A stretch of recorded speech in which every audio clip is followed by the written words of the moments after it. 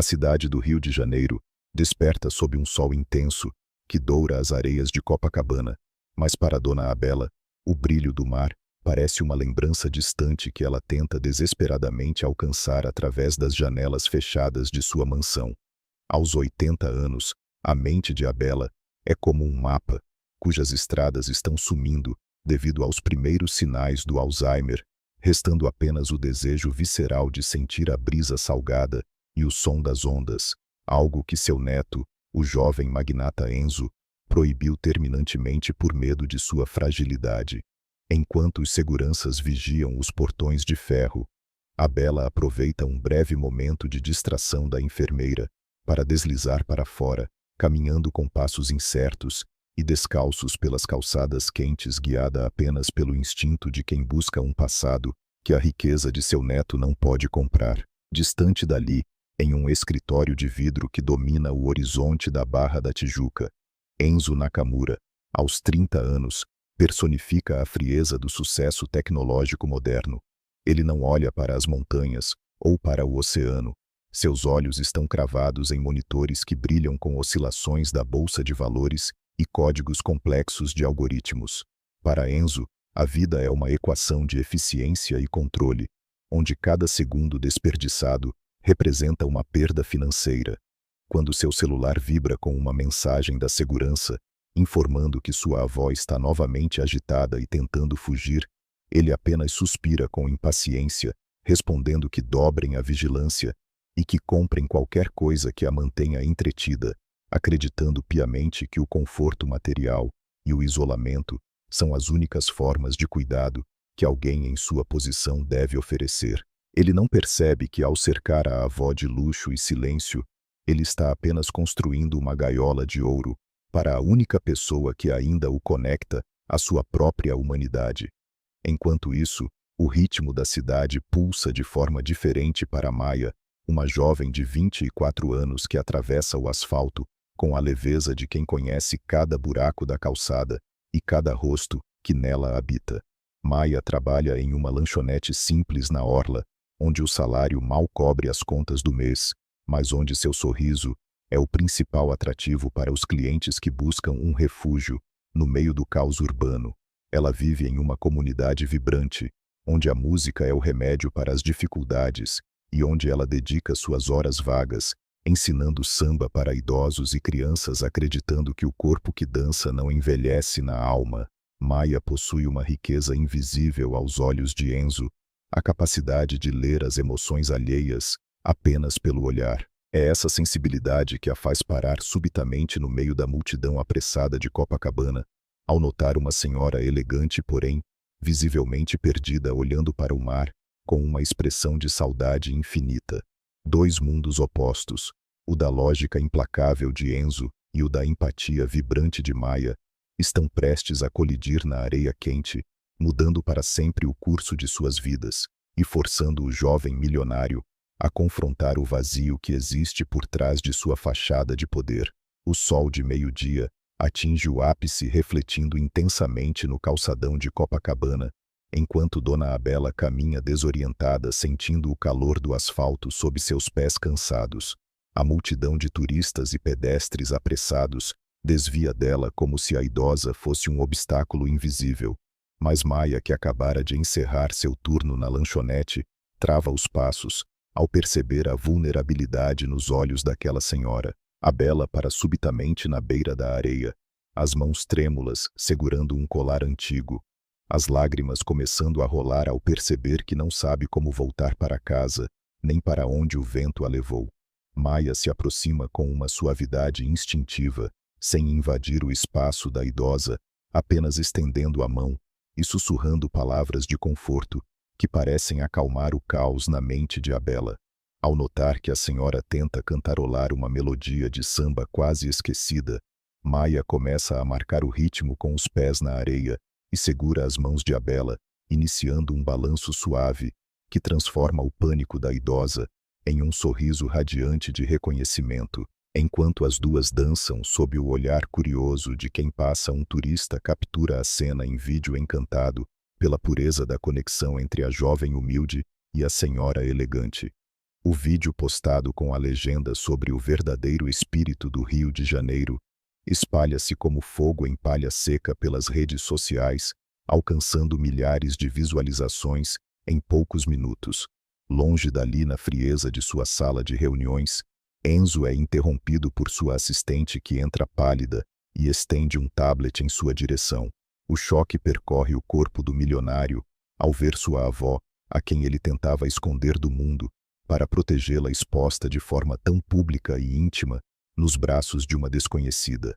Para Enzo, aquilo não é um ato de bondade, mas uma falha catastrófica de segurança e uma possível exploração da imagem de sua família. O sangue ferve em suas veias, enquanto ele identifica o uniforme da lanchonete de Maia, no vídeo levantando-se abruptamente e pegando as chaves de seu carro de luxo decidido a encerrar aquela situação, com a única ferramenta que ele acredita ser infalível, o poder do seu dinheiro e a força de sua autoridade. Maia, alheia à tempestade que se aproxima, consegue finalmente convencer a Bela a sentar-se na sombra de um quiosque e descobre através de uma pulseira de identificação escondida sob a manga da senhora o contato da residência Nakamura. Ela decide esperar ali, oferecendo água e ouvindo as histórias fragmentadas de Abela sobre os antigos bailes de gala do Rio, sem imaginar que o neto da idosa já está cruzando a cidade em alta velocidade, movido por um preconceito cego. Quando o carro esportivo de Enzo freia bruscamente diante do quiosque, levantando poeira e atraindo olhares, ele salta do veículo com uma expressão gélida, ignorando o alívio da avó ao vê-lo. Ele caminha diretamente até Maia, que se levanta para recebê-lo com um sorriso de alívio, mas é interrompida pelo gesto brusco de Enzo ao tirar um talão de cheques do bolso. Sem uma palavra de agradecimento, ele escreve um valor exorbitante e estende o papel em direção à jovem, exigindo que ela se afaste de sua avó e apague qualquer vestígio daquele encontro, acreditando que cada pessoa tem um preço e que Maia acaba de encontrar o seu. O silêncio que se segue ao gesto de Enzo é pesado quebrado, apenas pelo som rítmico das ondas quebrando ao fundo e pelo murmúrio distante da cidade. Maia olha para o pedaço de papel estendido em sua direção e em seguida fixa seus olhos castanhos e profundos no rosto de Enzo, que permanece imóvel, como uma estátua de gelo.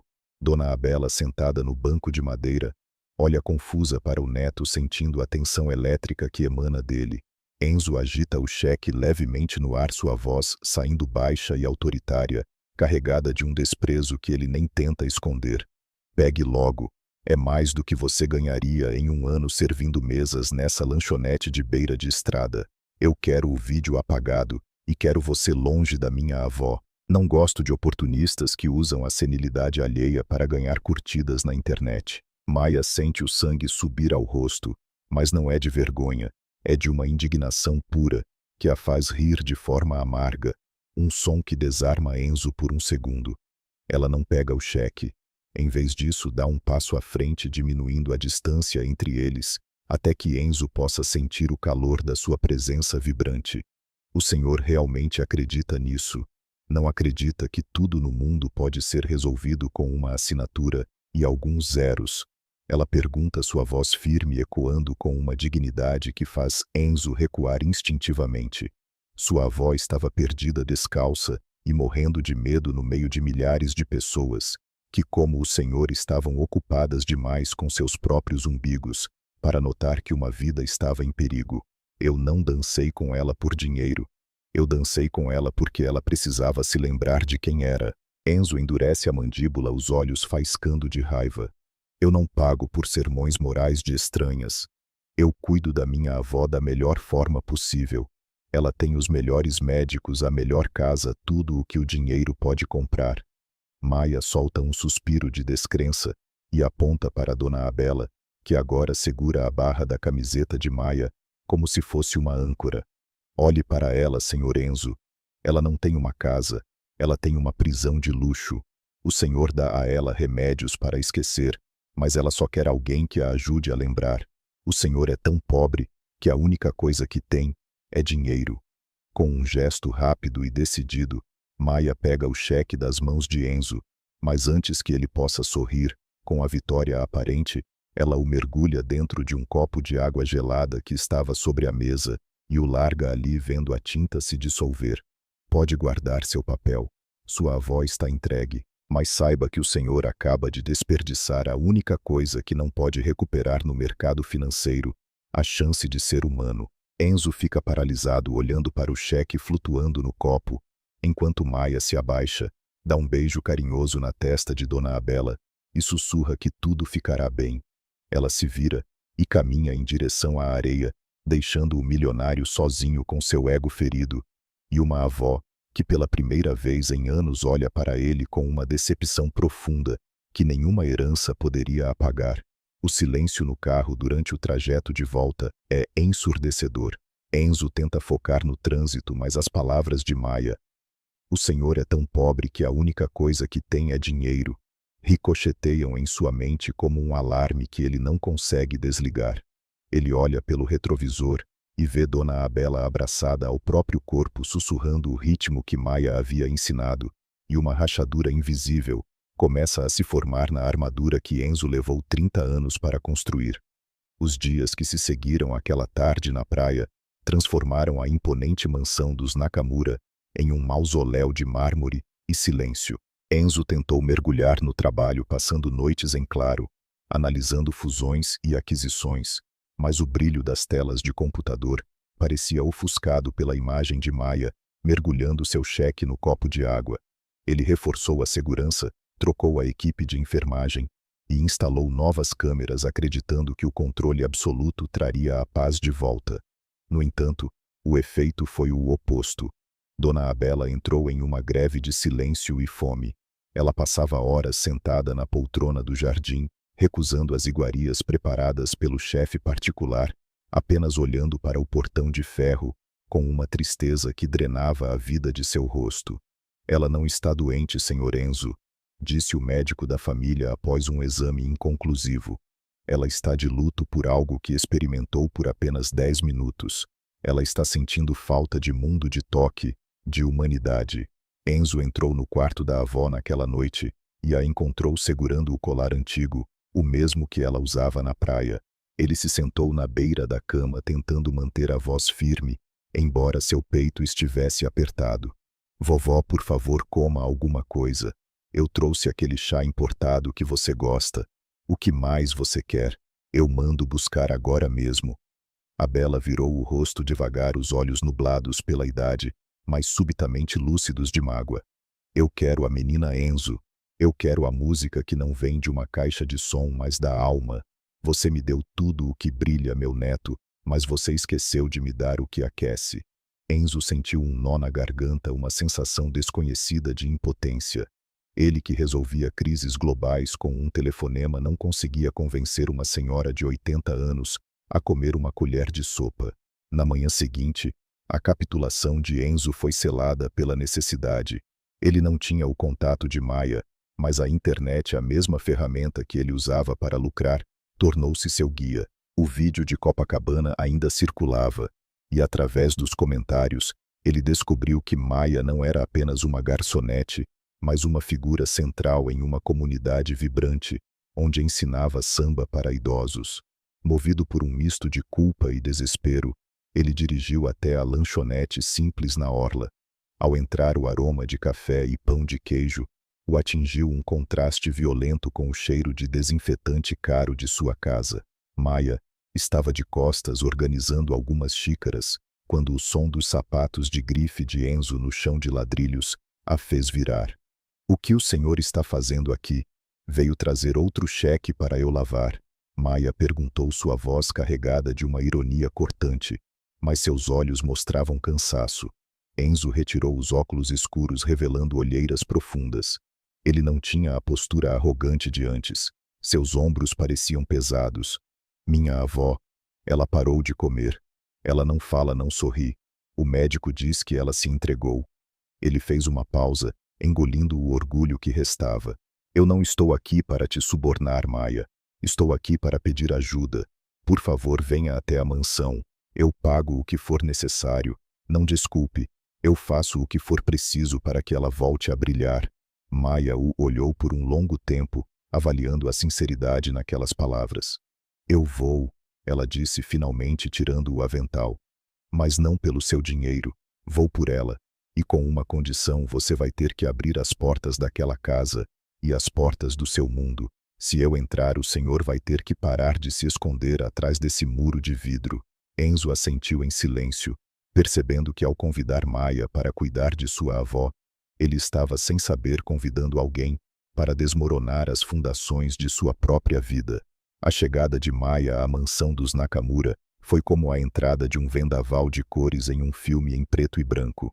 Ela não trouxe malas pesadas, apenas uma mochila gasta e um rádio de pilhas que parecia ter sobrevivido a décadas de festas populares. Enzo a recebeu no hall de entrada sob o brilho opressor de um lustre de cristal, que custava mais do que todo o bairro de Maia. Ele tentou manter uma distância profissional, indicando o quarto de hóspedes com um gesto contido, mas Maia não o seguiu. Ela parou no centro da sala de estar, olhou para as cortinas de veludo pesado, que bloqueavam a luz do sol, e franziu a testa. Como vocês conseguem respirar aqui dentro? Maia perguntou, já caminhando em direção à imensa vidraça. Sem esperar autorização, ela puxou as cordas douradas, escancarando as janelas e permitindo que a brisa do oceano e o canto dos pássaros do jardim invadissem o ambiente. Enzo deu um passo à frente, alarmado. O sistema de climatização é controlado por computador Maia. Manter as janelas abertas desregula a temperatura e regula a vida. Enzo. Ela o cortou com um sorriso que o deixou momentaneamente sem resposta. Sua avó precisa de oxigênio, não de ar reciclado. Maia subiu as escadas e entrou no quarto de Dona Abela. A idosa estava deitada, parecendo ainda menor, sob os lençóis de seda branca. Ao ver Maia, os olhos de Abela se iluminaram de uma forma que Enzo não via há meses. Maia não se sentou na beira da cama como um médico. Ela se ajoelhou no chão, colocou o rádio sobre o criado mudo e sintonizou uma estação que tocava um chorinho suave. Ela pegou a mão da senhora e começou a contar sobre o movimento das ondas naquele dia, sobre o cachorro que tentava caçar gaivotas e sobre o sabor do café fresco. Enzo observava da porta, encostado no batente, sentindo-se um intruso em sua própria casa. Ele percebeu que Maia não usava técnicas de enfermagem. Ela usava a presença. Ao longo da primeira semana, a rotina da mansão foi subvertida.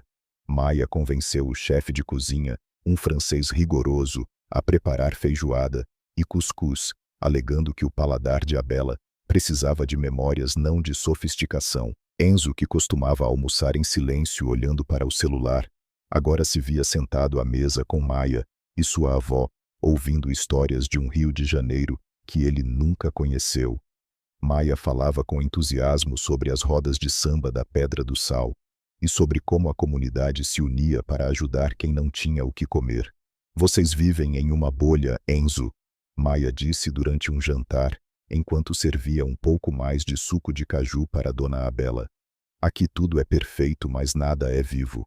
Lá fora as pessoas não têm nada, mas têm uns aos outros.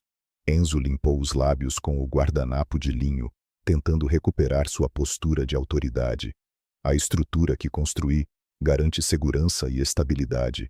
O mundo lá fora é caótico e perigoso, Maia. Eu protejo o que é meu. Protege ou isola.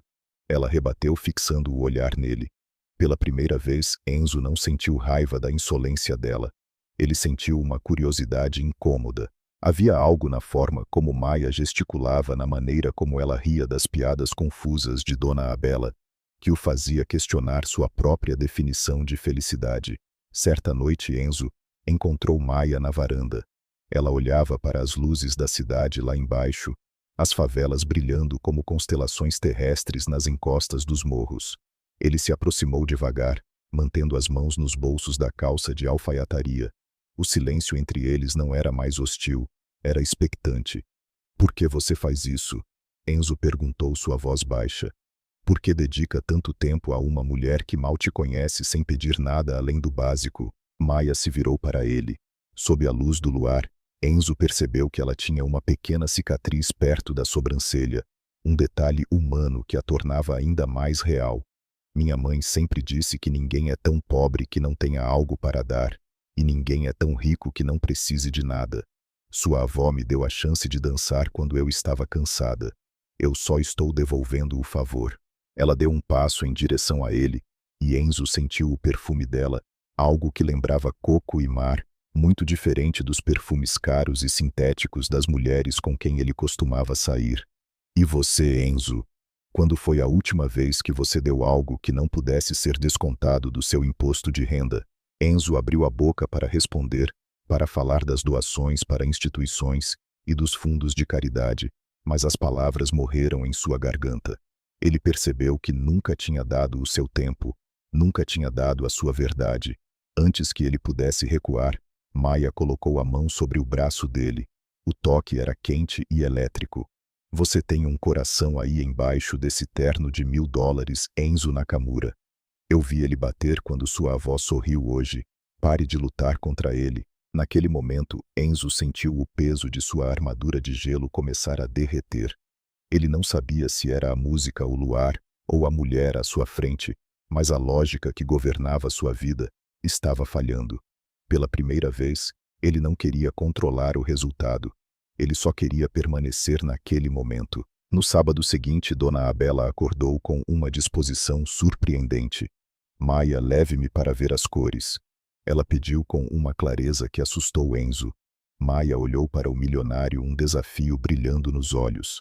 O ensaio da escola de samba na minha comunidade começa às 4. Vamos. Enzo hesitou. Entrar em uma favela estava fora de qualquer protocolo de segurança que ele já havia estabelecido. Maia, é arriscado. Eu posso contratar um grupo de samba para vir aqui. Podemos montar um palco no jardim. Não. Dona Abela interrompeu, batendo a bengala no chão com autoridade. Eu não quero um show particular. Eu quero o povo. Eu quero o cheiro da rua. Sem alternativa, Enzo concordou, mas com a condição de que ele mesmo dirigiria. Eles trocaram o carro esportivo chamativo por um SUV mais discreto da frota da empresa. À medida que subiam as ladeiras sinuosas do morro, onde Maia cresceu, Enzo sentia o coração acelerar. Ele via os fios emaranhados nos postes, as casas de tijolo aparente construídas umas sobre as outras, e as crianças correndo descalças.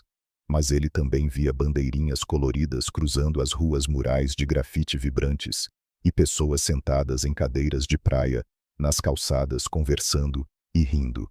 Ao chegarem na quadra da escola de samba, o som dos tambores era tão potente que Enzo sentiu a vibração no próprio peito. Maia foi recebida como uma heroína. Maia veio para o ensaio, gritavam as pessoas. Ela apresentou Enzo e Dona Abela de forma simples, sem mencionar títulos ou fortunas. Para aquelas pessoas, Enzo era apenas o amigo da Maia. Dona Abela foi instalada em uma cadeira de honra perto dos músicos. Maia começou a dançar no centro da quadra. Seus movimentos eram uma explosão de técnica e paixão. Enzo ficou em um canto observando. Ele nunca tinha visto nada tão cru e verdadeiro. Maia não dançava para ser vista. Ela dançava porque a música era parte dela. De repente Maia veio até ele estendendo a mão. Sua vez, milionário. Eu não danço, Maia. Definitivamente não. Todo mundo dança. É só deixar o pé seguir o tambor. Ela o puxou para o meio da roda. Enzo estava rígido, desconfortável, sentindo todos os olhos sobre ele. Mas então ele olhou para o lado e viu Dona Abela batendo palmas com um brilho de juventude no rosto. Ele olhou para Maia, que sorria para ele, encorajando-o a soltar o controle. Enzo começou a se mover. No início eram passos desajeitados, mas o ritmo era contagiante. Ele tirou o paletó jogando-o sobre uma cadeira, desabotoou os punhos da camisa e dobrou as mangas.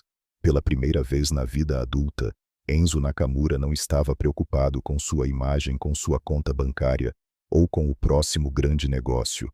Ele estava apenas ali, suado, rodeado por estranhos que o tratavam como igual e sentindo uma alegria que o dinheiro nunca tinha conseguido comprar. Ao entardecer, Maia o levou até um terraço que dava para toda a Baía de Guanabara. Eles estavam sozinhos enquanto o som do samba continuava lá embaixo. Enzo estava ofegante, o cabelo bagunçado. O que você está sentindo? Maia perguntou, aproximando-se dele. Enzo olhou para as luzes da cidade, depois para Maia.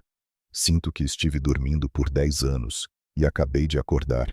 Ele confessou, sua voz carregada de uma honestidade brutal. Eu passei tanto tempo tentando construir muros para proteger minha vida que acabei ficando trancado do lado de fora dela. Maia tocou o rosto dele, seus dedos suaves, traçando a linha da mandíbula de Enzo. Bem-vindo de volta, Enzo. Ele não resistiu mais. Enzo inclinou-se e beijou Maia. Foi um beijo que carregava toda a tensão das últimas semanas, toda a descoberta e a gratidão. Maia respondeu com a mesma intensidade, seus braços envolvendo o pescoço dele. Naquele morro, cercados pela música e pela vida real, o abismo entre o milionário e a dançarina desapareceu. Sob o céu do Rio de Janeiro, eles não eram mais dois mundos paralelos. Eles eram um só ritmo, uma só batida de coração. A bolha de felicidade em que Enzo e Maia viviam foi estourada na manhã seguinte por um flash de câmera e um título de jornal sensacionalista. Enquanto Enzo dormia um sono profundo e tranquilo, algo raro em sua vida, as fotos dele na favela, suado, sem paletó, dançando com Maia, já circulavam em todos os portais de fofoca e grupos de investidores. O herdeiro Nakamura perde a cabeça no morro, dizia uma manchete. Triunfo ou decadência, Enzo Nakamura é visto em ambiente suspeito. Quando Enzo chegou ao escritório, o ambiente estava gélido. Seus sócios e o conselho de administração o aguardavam na sala de reuniões. Ricardo, seu sócio, mais antigo e ambicioso, jogou o tablet sobre a mesa. O que é isso, Enzo? As ações da empresa caíram 4% desde a abertura. Os investidores estão questionando sua estabilidade mental. Quem é essa garota? Uma infiltrada. Alguém tentando dar um golpe. Enzo sentiu uma onda de fúria. Ela é a pessoa que salvou a saúde da minha avó, Ricardo. E o que eu faço no meu tempo livre não diz respeito ao conselho. Diz respeito quando afeta o valor da marca. Ricardo retrucou. Recebemos uma denúncia anônima de que essa garota tem ligações com ativistas locais e que você está sendo manipulado para doar fundos da empresa para projetos sociais duvidosos. Enzo, acorda. Ela te levou para o terreno dela, te desarmou. E agora você é alvo fácil. A semente da dúvida, plantada com malícia, começou a germinar no coração de Enzo. Ele sempre fora treinado para desconfiar de tudo e de todos. Ele se lembrou da rapidez com que Maia aceitou ir para a mansão, da forma como ela o levou para a favela, justamente no dia em que havia fotógrafos por perto. Seria tudo um plano. Ele saiu da sala de reuniões e dirigiu de volta para casa, o estômago revirado. Ao chegar, encontrou Maia no jardim com Dona Abela. O clima era de paz, mas Enzo o destruiu. Maia, precisamos conversar. Agora. Ele a levou para o escritório e fechou a porta. Jogou o jornal sobre a mesa. Você sabia disso? Sabia que seríamos fotografados ontem.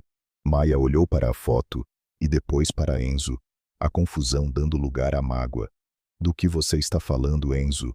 Eu não sabia que havia fotógrafos lá. A quadra é pública, qualquer um pode entrar. Conveniente não.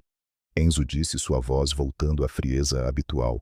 Meus sócios acham que você está me manipulando, que esse banho de humanidade foi apenas uma estratégia para conseguir financiamento para seus projetos na comunidade.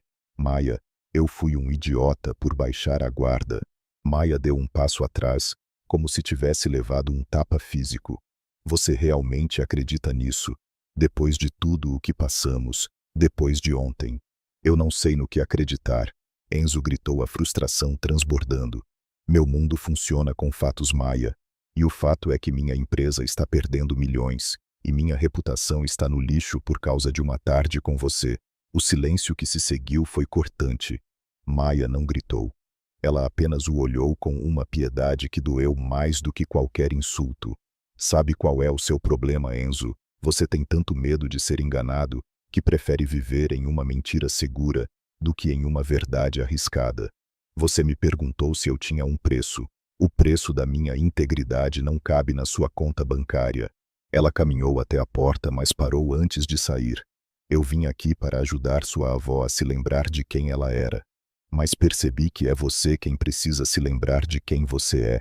Ou melhor, descobrir se existe alguém aí dentro além de um homem de negócios assustado. Maia pegou sua mochila e saiu da mansão sem olhar para trás. Dona Abela, que observava da varanda, chorou silenciosamente. Enzo ficou sozinho em seu escritório de vidro cercado por sua fortuna, sentindo-se mais pobre do que nunca. 3 dias se passaram. A mansão Nakamura voltou a ser um deserto de sentimentos. Dona Abela parou de falar novamente, mas desta vez ela não estava triste. Ela estava decepcionada. Ela se recusava a olhar para Enzo, virando o rosto sempre que ele entrava no quarto. Enzo, por sua vez, tentava se convencer de que tinha feito a escolha certa, a escolha lógica. Mas o silêncio da casa era ensurdecedor. Cada canto da mansão o lembrava de Maia, o perfume de coco que ainda pairava no ar, o rádio de pilhas que ela esquecera sobre a mesa, as janelas abertas que ele não tinha mais coragem de fechar. A reviravolta veio através de sua assistente Bia. Ela entrou no escritório com um envelope. Senhor Enzo, investigamos a origem das fotos e da denúncia anônima. Não veio da comunidade nem da Maia. Veio do computador pessoal do Ricardo. Ele contratou o fotógrafo e vazou as informações para forçar sua saída da presidência e assumir o controle. Enzo sentiu o chão sumir. Ele havia traído a única pessoa que foi honesta com ele, por causa da mentira de um homem que ele considerava aliado. Onde está a Maia Bia? Ela não voltou para a lanchonete, senhor, mas recebi uma mensagem da dona Abela. Ela saiu de casa há 1 hora, com o motorista, disse que precisava encontrar o lugar onde o sol beija o mar. Enzo soube na hora. Pedra do Arpoador. O lugar favorito de sua avó, onde Maia prometera levá-la para ver o pôr do sol mais bonito do mundo. Ele dirigiu como um louco, ignorando as regras de trânsito. Quando chegou ao Arpoador, o céu estava tingido de laranja, rosa e violeta. A multidão estava reunida nas pedras para o ritual diário de aplaudir o pôr do sol. Ele correu entre as pessoas procurando desesperadamente por um sinal delas. Lá embaixo, perto da beira d'água, ele viu Maia. Ela estava sentada ao lado de Dona Abela. As duas olhavam para o horizonte em silêncio. Enzo parou a alguns metros de distância, o fôlego curto. Ele viu Maia segurando a mão de sua avó, protegendo-a do vento com seu próprio casaco. A pureza daquela cena o atingiu como um soco. Ele se aproximou devagar. Maia percebeu sua presença, mas não se virou. Ela sabia que você viria. Maia disse, sua voz calma. Sua avó tem mais fé em você do que você mesmo. Enzo ajoelhou-se na areia ao lado delas. Maia, eu fui um covarde. Eu deixei que o medo de perder o que eu construí me fizesse perder o que realmente importa. Eu descobri a verdade sobre o Ricardo. Eu sinto muito. Eu não espero que você me perdoe, mas eu precisava que você soubesse que eu estava errado. Maia se virou para ele. Seus olhos estavam úmidos, refletindo as cores do crepúsculo. Eu não ligo para os seus negócios, Enzo. Eu ligo para o homem que dançou comigo na quadra. Aquele homem não tinha medo. Onde ele está? Ele está aqui, Enzo disse, pegando a mão de Maia. E ele não quer mais voltar para aquela caixa de vidro sozinho. Dona Abela sorriu, uma expressão de paz absoluta. Ela pegou a mão de Enzo e a de Maia, unindo-as. O sol sempre se põe, meu neto. Mas ele sempre volta. É a promessa que a vida faz para quem tem coragem de esperar. Enzo olhou para Maia, e diante de centenas de desconhecidos que começavam a aplaudir o sol, que mergulhava no oceano, ele a beijou. Foi um beijo de redenção, de promessa e de um novo começo. 6 meses depois, o Rio de Janeiro assistia a uma transformação inesperada no grupo Nakamura. Enzo não era mais o trio frio das manchetes financeiras. Ele continuava sendo um gênio dos negócios, mas suas prioridades haviam mudado drasticamente. Ricardo fora demitido e enfrentava processos por espionagem industrial, mas Enzo não guardava rancor. Ele estava ocupado demais construindo algo novo. Naquele dia, aconteceu a inauguração do Centro Cultural Abela Nakamura, localizado no coração da comunidade de Maia. O prédio, antes um galpão abandonado, agora era um espaço vibrante com salas de dança, estúdios de música e um centro de dia para idosos da região. Enzo financiou tudo. mas o design e a alma do lugar pertenciam a Maia. Dona Abela estava lá sentada em sua poltrona de honra, conversando animadamente com as outras senhoras da comunidade. Ela não morava mais isolada. Enzo transformara a mansão em um lugar aberto onde Maia e sua família eram visitas constantes, e onde a música nunca parava de tocar. Enzo estava no palco improvisado. Ele não vestia um terno sob medida, mas uma camisa de linho leve. Este lugar não é uma doação, ele disse para a multidão reunida. É um investimento na única coisa que realmente gera lucro eterno, a conexão humana. Eu passei 30 anos aprendendo a acumular, mas foi uma dançarina de samba que me ensinou a distribuir. Maia se aproximou dele quando ele desceu do palco. Ela estava radiante com um vestido amarelo que parecia capturar a luz do sol. Você se saiu bem, milionário. Eu tive a melhor professora. Ele respondeu, envolvendo-a pela cintura. O que temos para hoje? Hoje temos o carnaval, Enzo. E desta vez você vai abrir o desfile comigo. Enzo riu, um som livre e feliz. Ele olhou para sua avó, que acenava para ele de longe, e depois para a mulher em seus braços. Ele percebeu que a travessia, que ele fizera do vidro para a areia do lucro para o amor, fora a jornada mais lucrativa de sua vida. Enquanto a bateria começava a tocar e o ritmo do samba tomava conta da rua, Enzo Nakamura não era mais um homem observando a vida de cima. Ele estava no meio dela, dançando sob o sol do rio, finalmente em casa, finalmente livre, finalmente amado. O Trieu Fu e a dançarina não eram mais dois mundos paralelos. Eles eram o próprio ritmo da cidade, um amor que atravessara pontes e derrubara muros para provar que a maior riqueza de um homem é a coragem de ser humano.